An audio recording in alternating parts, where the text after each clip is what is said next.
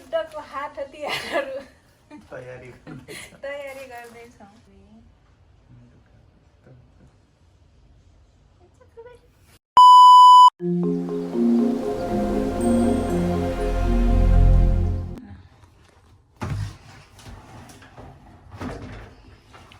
बाबु बन्नु कस्तो हुनु रहेछ अनुभव। अनुभव त लिँदै जाने हो क्या जिन्दगीमा। यो जिन्दगी सिकिहाल्छ नि। अहिले त राम्रो हो भन न, अलि पछि त झन् गु भएको धुनुपर्छ। म त धुन्न। आज घाम लागेछ भनेर हो के अरे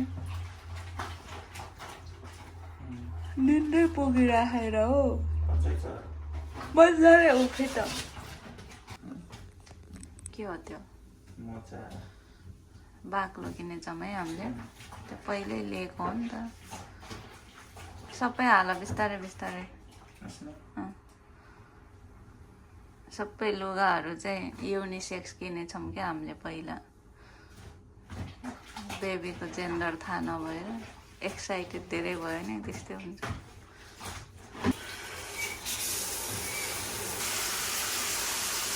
अलि हँसिलो हुन पर्यो के, किन रिसाउँदै धुन्छ छि।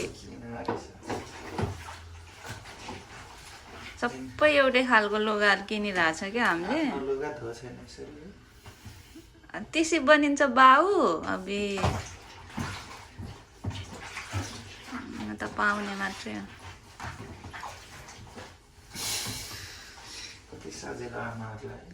किन सजिलो हुन्छ, कम छ।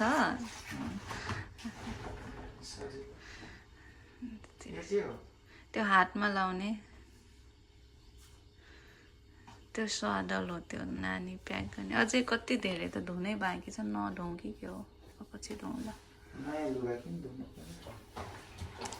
किटाणु हुन्छ अरे कि नयाँ बच्चालाई धोएर युज गर्ने भन्छ क्या।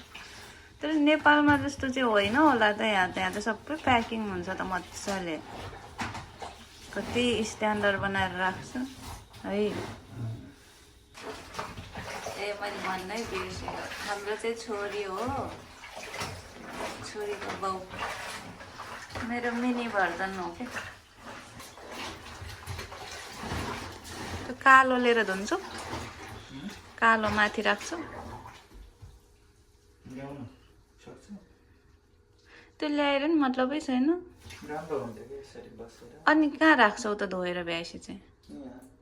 यदि कति सजिलो सजिलो खोज्छ नि यसले, कस्तो खाले हो। त्यो स्याम्पू किन त्यहाँ राखेको, त्यो ट्रिटमेन्ट त्यो सबै यता यता नराखेर कि।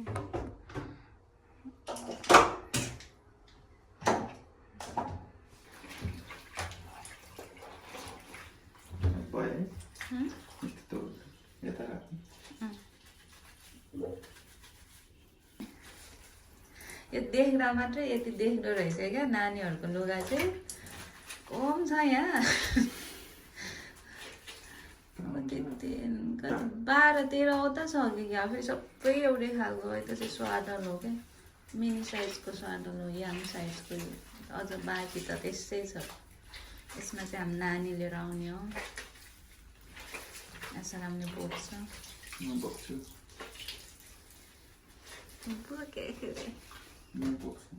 सक्छौ?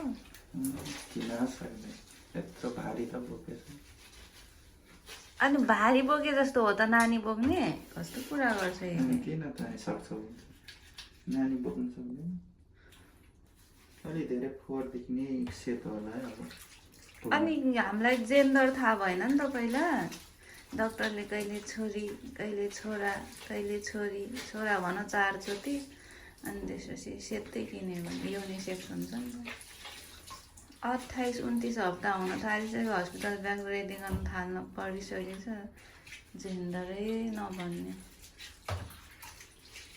अब हामी राम्रो राम्रो फ्रक किन्नेछौँ, सबै ट्विनिङ गरेर लाउने हो। आमा छोरीको एउटै लुगा लगाउने। टोपी चाहिँ मैले पत्याएकै छैन क्या अड्छ भनेर। टाउकोमा देखाउ त, अड्छ? सानो सानै हुन्छ। 3 किलो पाउँदैन मैले।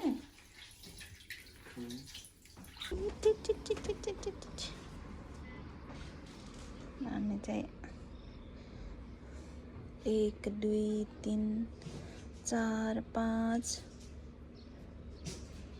कतिवटा भयो, 6 7 उतातिर 8 9 10 जोड भयो। अझै धुन बाँकी छ।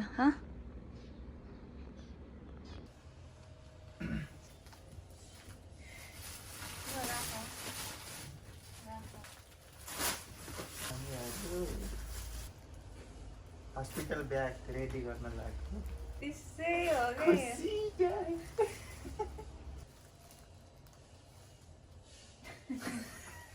नै सकेन। ल हामी युद्धको हात हतियारहरू तयारी गर्दैछौँ। युद्धमा जानु लाग्छ भन्छौ त तिमीहरूले, मरेर कि बाँचेर आउँछ भन्छौ। हस्पिटल भनेको के हुन्छ त अब त्यस्तो अर्कालाई तर्साउनु हुँदैन कि कहिले। हामीलाई चाहिँ 2 पिस टावल मागेको थियो। यो चाहिँ नुहाएपछि मम्मीको लागि हो। बेबी जन्मेपछि डाइपर चाहिँ पछि युज हुने हो नि त। डाइपर सुरुमा चाहिँ डाइपर राख्नु पर्ला जस्तो लाग्यो। त्यो चाहिँ मेरिट्सको डाइपर हो। मेरिट्स जापानमा डेन्जर फेमस छ। 15 पिस डाइपर राख्छौँ सुरुमा। तिम्रो लगेजमा त पुग्दैन क्या। यो यसमा चाहिँ हामी नानी प्याकिङ गरेर आउने हो। चाहिँ हाम्रो स्वेटर हाल्छौँ। स्वेटर चाहिँ अलि धेरै नै हाल्नुपर्छ, अट्दैन।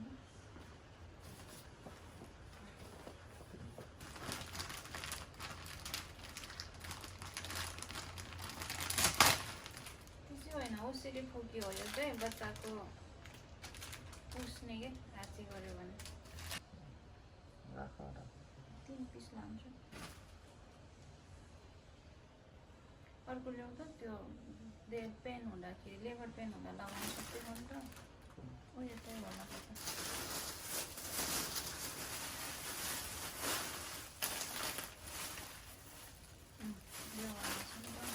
यो रियल साइजको निकाल्नु। यो चाहिँ डबल ल्यालको हो। ठुलो हुन्छ होला सायद, तर यहाँ माथिसम्म आउँछ। डबल ल्यालको निकाल है। यो चाहिँ आफ्टर बर्थ लगाउने, जन्मेपछि लगाउनु हो। यो चाहिँ लेबर पेन हुँदाखेरि चाहिँ यस्तो हुने रहेछ क्या। यहाँ चाहिँ नेपालमा चाहिँ मेक्सी लगाउँछ नि त होइन। यहाँ चाहिँ यस्तो वाला लाउँदो रहेछ।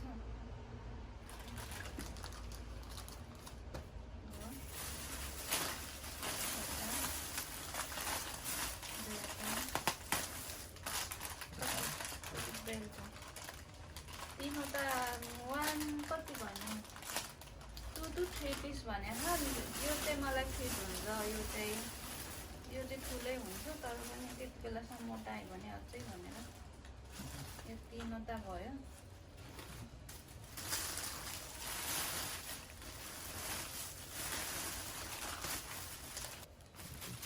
जन्मेपछि लगाउनु यसको लागि। अहिलेसम्म हामीले के हाल्यौँ? टावल 1 पिस हाल्यौँ, स्वादल 4 पिस हाल्यौँ, पान्ची कति हाल्यो? 1 2 3 6 पिस हाल्यौँ। लेबर पेन हुने बेलामा 3वटा लेबर पेनको लागि, अनि आफ्टर बर्थको लागि 3वटा हाल्यो। 6 पिस हाल्यो। अनि त्यसपछि ओसिरी फुकी हाल्यौँ। त्यसपछि डाइपर हाल्यौँ 15 पिस। त्यसपछि पाइजामा 2 पिस हाल्यौँ। अब नानीको ल्याउँ। यो पनि लिएर आइज भनेको थियो हामीलाई होइन, हस्पिटलबाट। यो चाहिँ यता मासतिर राख्नु पर्ला। यो चाहिँ बच्चा जन्मिसकेपछि यहाँ बेल्ट लाउने हो अरे कि। बेल्ट हो यो चाहिँ। पेटमा लाउने। डबल यालको हो कि यालको? अनि कहाँ यत्रो भुँडीसँग ट्राई गर्छ खिच्दैन कस्तो कुरा गर्छ यसले यो चाहिँ यस्तो छ क्या पुग्छ डबल यालको चाहिँ हो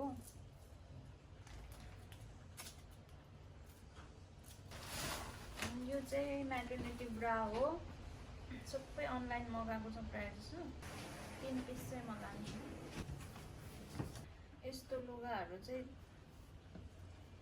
कति पिस 3 पिस लग्यो भने हुन्छ यो वाला जन्मेपछि लगाउने के को भन्छ यसलाई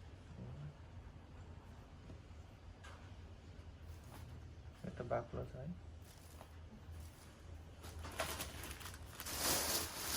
यो सबै धोएर हिजो राखेको एउटा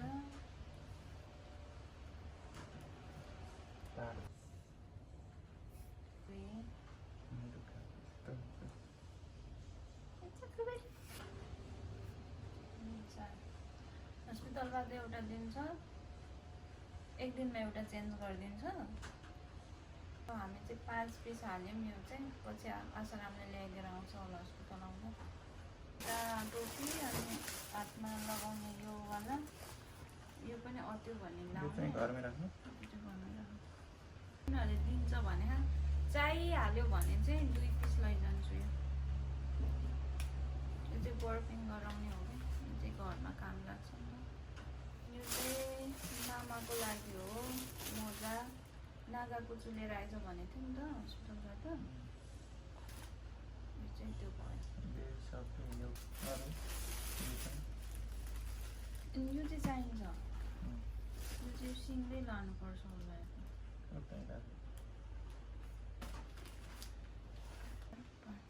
5 पिस लागेको छ यो चाहिँ लिस्टमा चाहिँ छैन तर चाहिहाल्यो भने यो पनि राखेँ चम्चा नि यतिकै लानु त्यस्तै राख न यतिकै सोनामामा राख्ने सुप खाने चम्चा चाहिँ चाहिँदैन यो फोर्क मात्रै चाहिने हो मलाई ए सुप खाने एउटा राखिदिनु एउटा यहीँको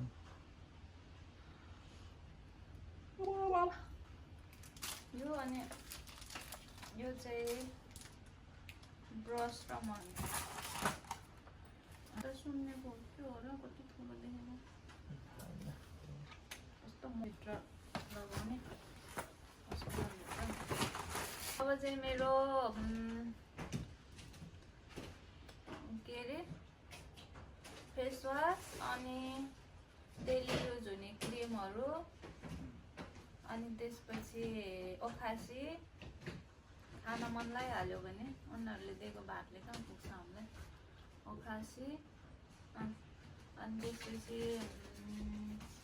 टिस्यु त्यहाँ छ पछि यहाँ अटेन कि अर्को झोलामा हाल्नु पर्यो यति नै हो अब लेबर पेन भयो भने उठाएर भागिहाल्नुपर्छ बेबीहरूको चाहिँ सबै बाँकी भएको चाहिँ अर्को झोलामा हाल्नु पर्ला त्यसमा चाहिँ नेसेसरी लगभग पुग्यो त्यसमा अब टिस्यु अस्पताल ब्याग रेडी